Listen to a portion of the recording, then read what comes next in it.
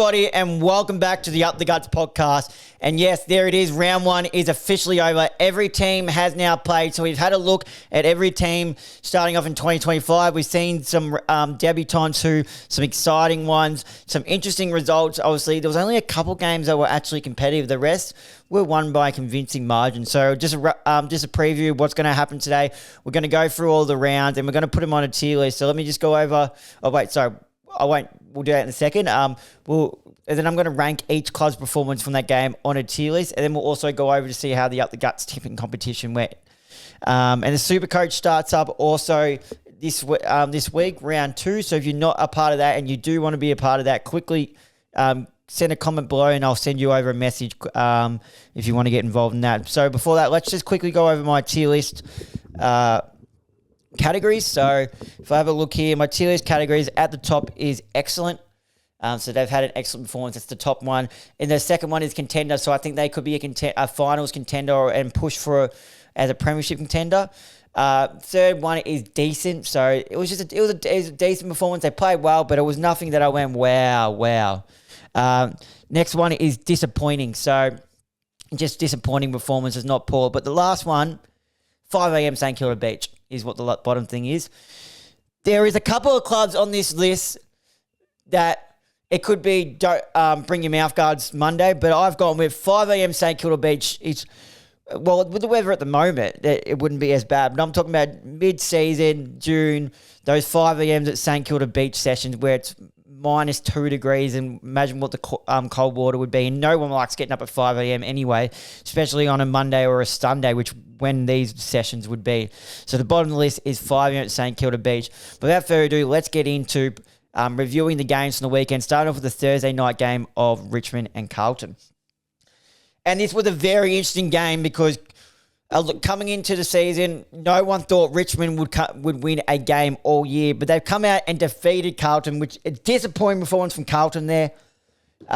Richmond winning at 13-4, 82 to 9-15, 69.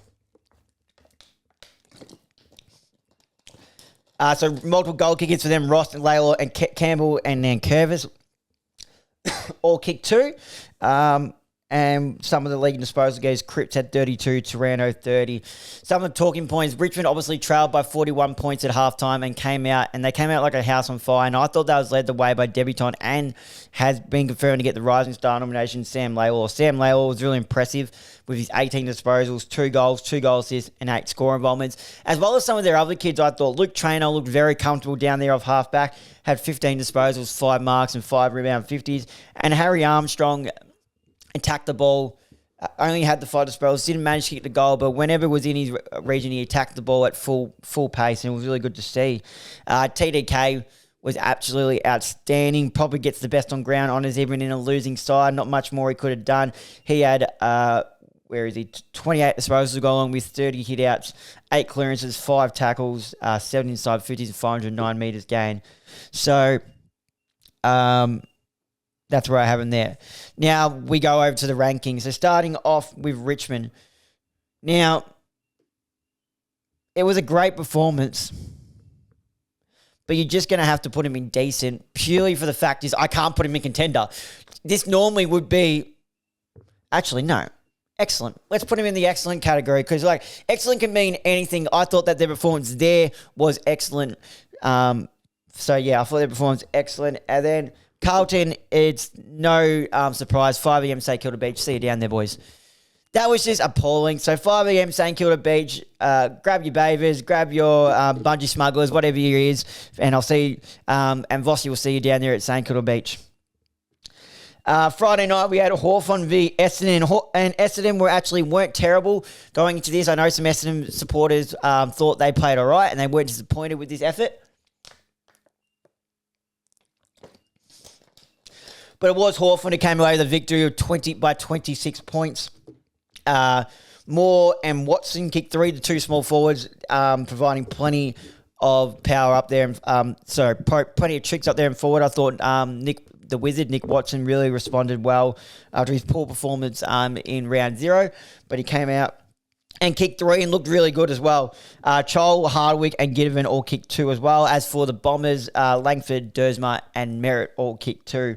But best on ground by a country mile was Jai Caldwell. He was comfortably best on ground with 36 disposals, 1 goal, 11 tackles, 10 clearances, and 11 scorer moments. I thought he was just absolutely phenomenal.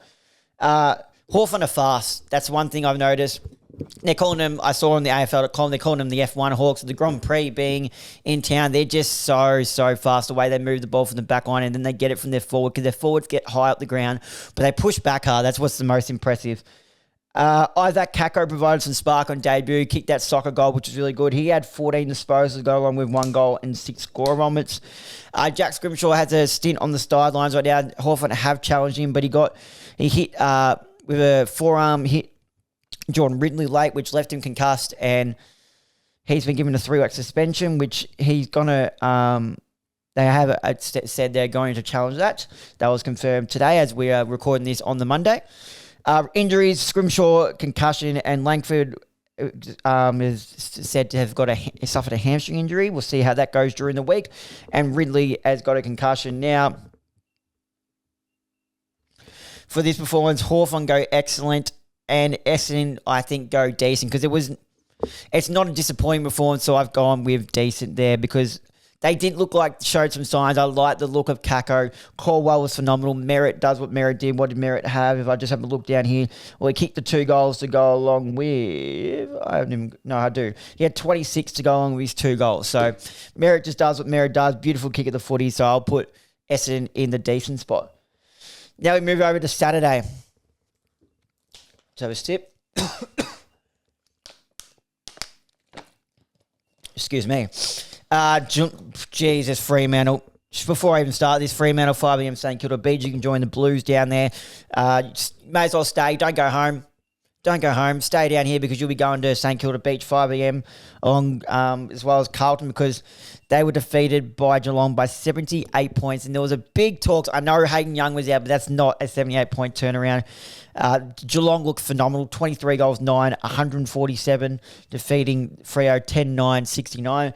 Goal kickers, Jeremy Cameron doing what Cameron does best. Kicked 4. Henry and Stengel kicked 3. Dangerfield and Dempsey and Holmes also kicked 2. As for... That surprised me. Now I know what it is. Fremantle, Murphy Reid. Now, didn't he come on in the third quarter? That's what I was looking at. Reid. I was like, Reid. But Reid, didn't he come on the third quarter? He kicked 4 goals in 6 minutes and actually, at that point in time, gave Fremantle a sniff at being in the game, but then Geelong just kicked away. He kicked 4. Frederick also kicked 2. Bailey Smith. Welcome back, Bailey Smith. Welcome back with a best on ground performance. 32 disposals, a goal to go along with 7 clearances, 5 tackles, 2 goals, assists, and 12 score runs, and 693 metres gained. And I thought Sam DeConing was also good in the ruck with 25 disposals going with 18 hit-outs and 6 marks. As for the Dockers, I thought no one was really that impressive. For the Dockers, so... did that, talked about that. As for Geelong, excellent performance for me.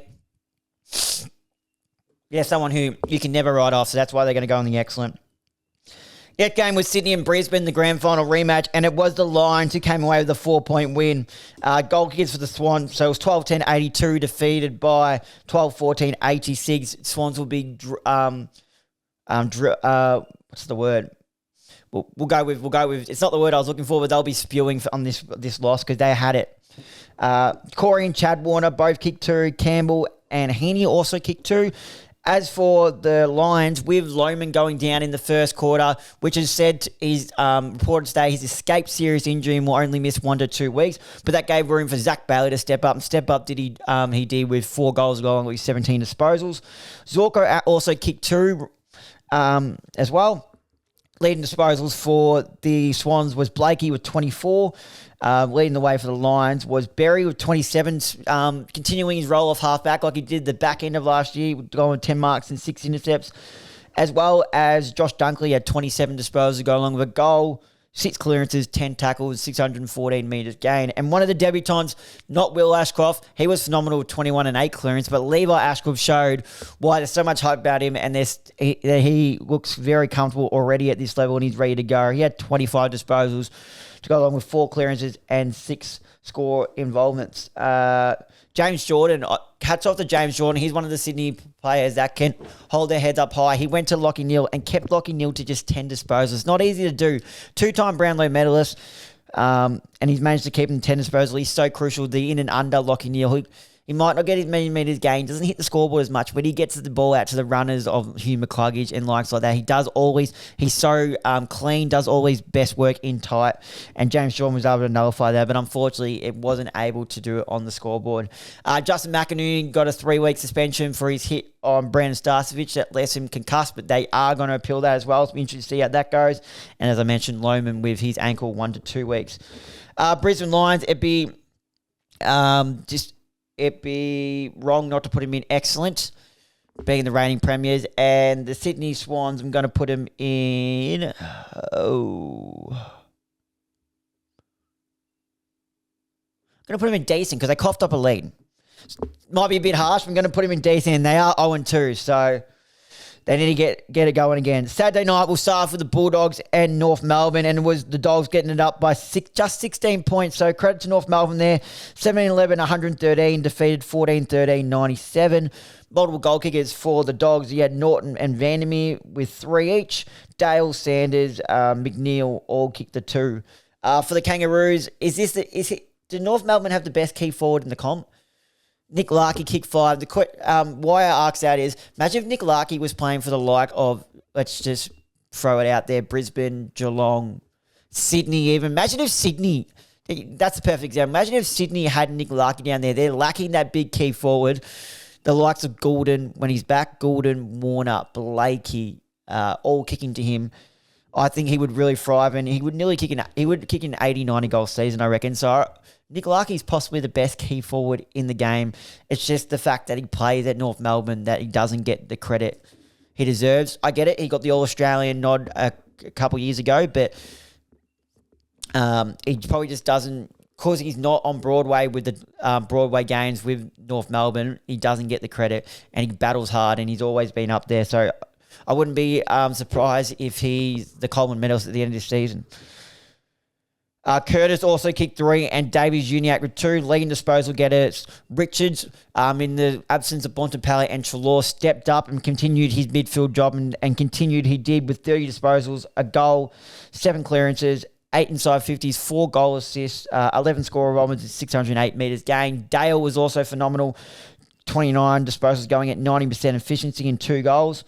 Joel Fraser, pretty sure that's how he's pronouncing his name, took a leap into the midfield as well with the absence of them and looked really good. He had 28 disposals going with a goal. Liberatore doing what Liberatore does best. He had 28 as well, going with 9 clearances, 8 tackles and 7 score involvements. As for the Kangaroos, Sheasel at 31 with 6 clearances, Simpkin 30, a goal, 7 tackles and 7 score involvements. Powell also had 27 to go along with 8 tackles and 7 marks. Some of the notable things from this game was nasty collision between Jackson Archer and Luke Cleary, and AFL talk offered Luke Cleary, Jackson Archer a 3-week suspension. Now, I'm not in agreement on this, and let me tell you why. After I sip my water. But why I'm not in agreement with this is purely because there was a rule now that you can't take out the legs of the player coming forward. People are saying Jackson Archer didn't stop. I believe he tried to slow down when he noticed Luke Cleary was going to ground. Luke Cleary, in that instance, needs to try and keep his feet. And by all means, Archer could have come off just as worse. Could have done his leg pretty badly, they're saying. But I don't think that it's on Jackson Archer for that. He's going hard. They're both going at hard to compete for the ball. And it's just the fact that Luke Cleary has gone to ground. And it's unfortunate. Footy incidents happen. All right, footy incidents happen. How many times have you heard that? When are the AFL going to learn that? They can't stop that happening. The fact that Luke Cleary has gone to ground, Jackson Archer's coming at 1,000,000 miles an hour, attacking, trying to contest for that footy.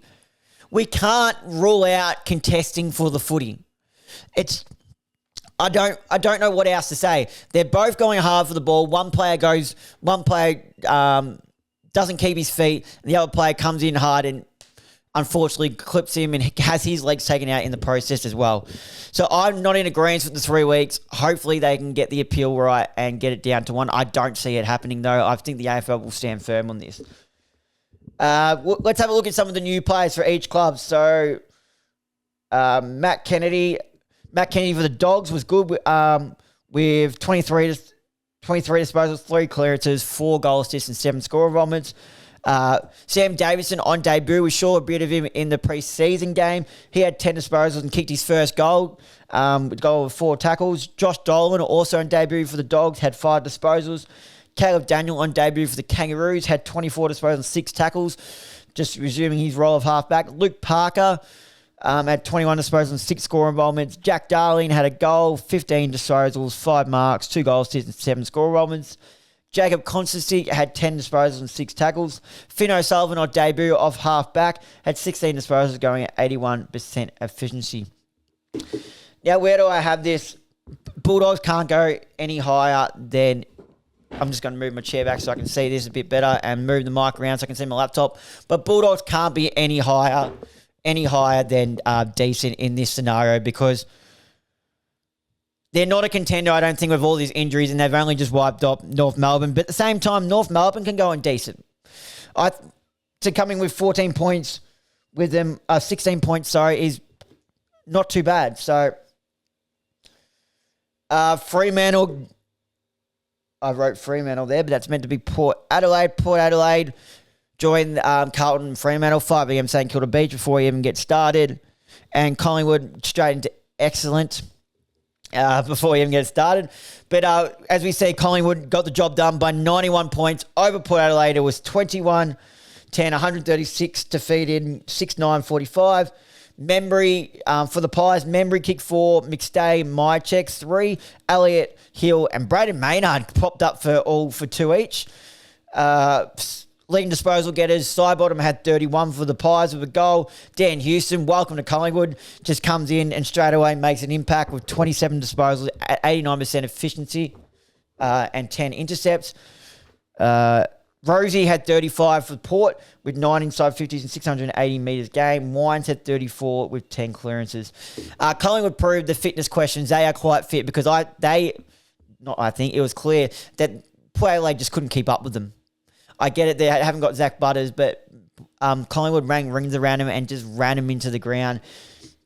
Tim Membry proved to be a key piece of the puzzle for the Collingwood Football Club. They've been lacking a key forward down there, so I think the move of Tim Membry was really good, and he's proven that with his 4-goal performance. I thought he looked really good, as did Dan McStay, I add, with his 3 goals and 21 disposals as well, pinch hitting in the ruck. Nick Dacos was being tagged by Will and Drew, found it tough early, but it built himself into the game, put on a good performance in the end. Was nothing special, but he had 26 disposals at 81% efficiency, a goal, the goal 9 inside 50s, 2 goal assists, 8 score rolls, and 610 metres gained. Now let's move over to Sunday. Adelaide v St Kilda. St Kilda, you won't be driving very far. You can join them at St Kilda Beach.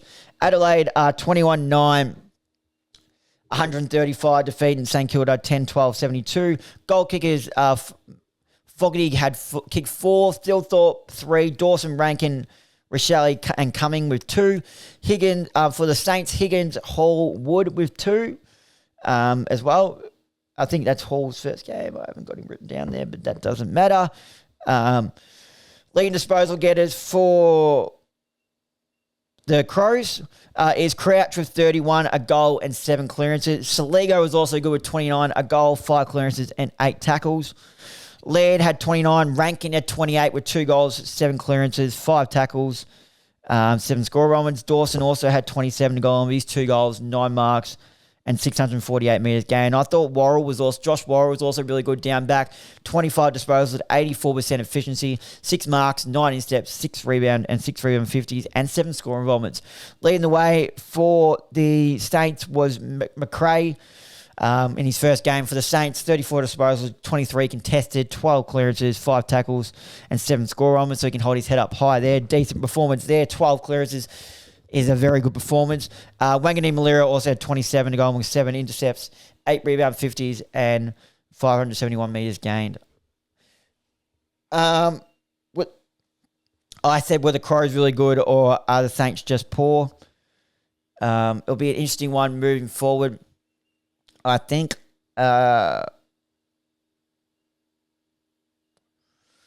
Crows midfield's dominated. The two talls also combined for 7. Now, but let's have a look at some of the new recruits. Alex Neil-Baldwin had 21 disposals, a goal, 2 goal assists, and 9 scorers, so he looked really good. Isaac Cumming off a wing had 16 disposals and 2 goals. James Peatling, 19 disposals and a goal. Sid Draper was the sub and on debut, but he had 8 disposals, going at 88% efficiency and 2 clearances when he came on. So he looks good when he did come on, so I'm interested to see him continuing this season. And Jack McRae, we did mention his stats above, as I've just dropped my phone there. Adelaide Crows. Now, I think after that performance, there's no other position to put them in other than contender. I think they looked really good with the likes of Rankin through the midfield and Dawson back to his best. So there's no other spot, I think, but to put him in the contender. Penultimate game on the round was Melbourne and GWS, and it's a game Melbourne would like to have back.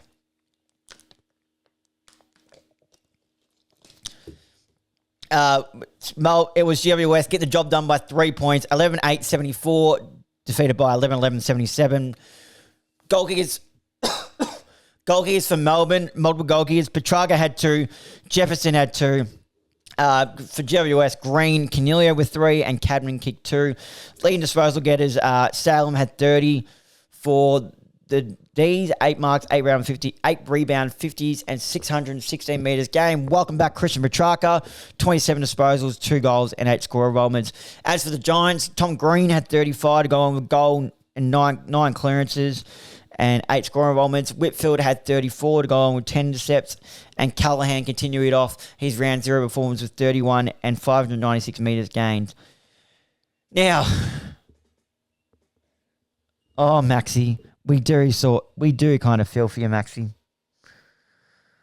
Poor Maxi. After dominating him all day, Max Gorman had 46 hitouts, 24 disposals, 7 clearances, and absolutely dominated Lockie Keefe in the absence of Kieran Briggs. He had the game-winning goal kicked on him by Lockie Keefe. You've got to feel for him after dominating him that so much. But hats off to Lockie Keefe in the wet. Cool, calm, and collected. Went back and slotted it. So hats off to Lockie Keefe. And Toby Green, I thought, was phenomenal. The way he took charge in that last quarter, and injected himself into the midfield and had 11 disposals in the last quarter, 1 goal, 4 clearances and 4 score goals. I thought it's phenomenal leadership by the skipper there, Toby Green. He also had 23 for the day to go on with 3 goals. Tom Green was also massive in the last quarter when they needed someone, as he was all day, but in the last quarter especially, he had 12 disposals, 4 clearances and a goal. Some of the new recruits, Xavier Lindsay for the D's looked really good. Off a wing, 22 disposals at 82% efficiency and 6 tackles. Jack Henderson, the forward, the Werribee pickup, 13 disposals and a goal. Matt Jefferson on debut, took 15 seconds to kick his first goal, so it was good signs there. He had kicked 2 to go on with 5 disposals. Aidan Johnson on debut, also kicked a goal, 7 disposals, 5 hitouts and 5 tackles. Harry Sharp on debut for the D's, also kicked a goal to go with 9 disposals. Harvey Langford was the debutant, but started as the sub. Came on in the last quarter and had 5 disposals. Brent Daniels looks to have a hip injury. Giants goes in the excellent, and I think the D's go in the contender. I'm real bullish on the D's. The way Petrarca at his best looked really good, so I wouldn't write them off just yet, especially after the first round. But after that performance, only lost by 3 points to my and a lot of other people's flag favourites, the Giants. Can hold their head up high. Obviously, disappointing way to end the game, though. Now, the last game of the round. Is there much to talk about here? West Coast, 5 p.m, St Kilda Beach, like Freo. Both Perth teams won't be going home. And Gold Coast, they have to go excellent, don't they? They have to, after beating them by 87 points. Waterman's gone down with an injury, so 7-7-49, defeated by 2016-136, 87 points. Waterman kicked 2, Allen kicked 2. For the Suns, Ben King kicked 6, Ben Long 4. Jake Rogers kicked 3. Ethan Reed, Miller, and Rioli all kicked 2. Leading disposal getter for the West Coast Eagles was Jack Graham for his first game for the club, 23 disposals, going with 10 tackles. And it was a midfield dominance by the Gold Coast Suns. Leading away was the newly appointed skipper, Noah Anderson, 36 disposals, 9 clearances, 5 tackles, 9 inside 50s, 3 goal assists, 7 score bombs, and like he does always, plenty of metres gained with 723. Matt Rouse, 30 disposals, goal on 10 clearances, 8 tackles as well, and 8 score involvements. Miller also had 26 goals with 2 goals and 10 clearances. It was just a dominant display by Gold Coast. I haven't got any talking points there because there's not much to talk about other than they rang rings around him. And it'll be interesting watch on Harley Reid. It's too early to say the second-year Blues, but he didn't look at his best. Only had, I believe it was about 13 disposals. So it'll be interesting watch on him. Tremendous talent. I can imagine the amount of pressure he's under, but West Coast can't be losing like that at home. It's really disappointing. So they go in there, and I've already put Gold Coast in the excellent column. So let's just quickly go over the tier list there. Excellent column for this round. I got Richmond, Hawthorn, Geelong, Brisbane, Collingwood, GWS, and Gold Coast. Contenders, I've got Adelaide and Melbourne. Decent. Hold the head up high. Essendon, Sydney, Bulldogs, North Melbourne. No one was in the disappointing column, but 5 a.m. St Kilda Beach. You can meet them there. Carlton Football Club, Fremantle Dockers, Port Adelaide, St Kilda, and West Coast Eagles.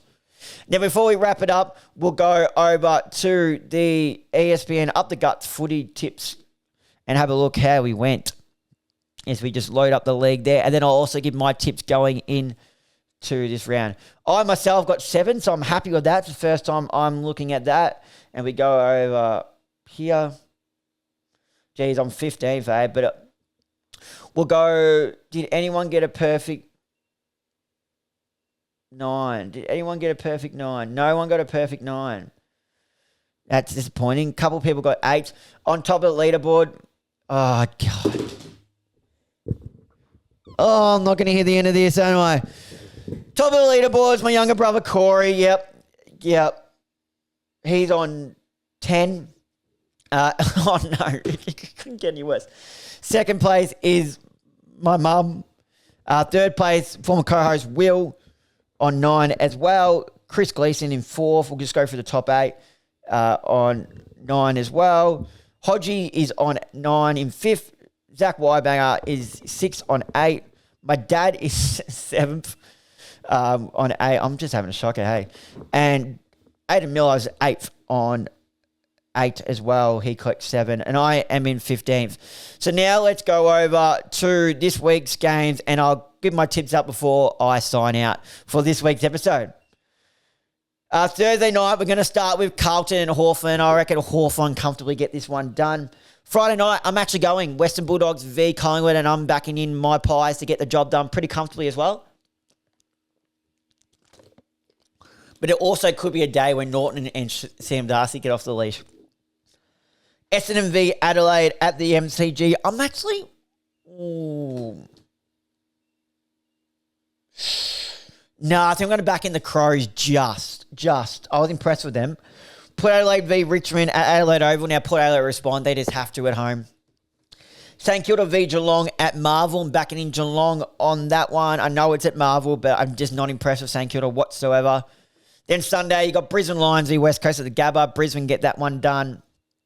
North and Melbourne at Marvel. I'm going to back in Melbourne. And to round out the rounds, back in their 6-10 spot is Fremantle v Sydney at Optus Stadium. Now, I expect Fremantle to get this done at home. Well, there you have it, guys. It's going to wrap up this week's episode 141 for the Up the Guts podcast. Thank you guys for listening. If you enjoyed this episode, make sure to follow us and leave a like and comment on Spotify and Apple Podcasts. Turn on the notification bell so you don't miss an upload. If you're on YouTube, as always, turn on the notification bell so you don't miss an upload. Like and comment on this video and click that subscribe button so you can join the family and join the little group we're going on here for all our content. Make sure not to miss a video.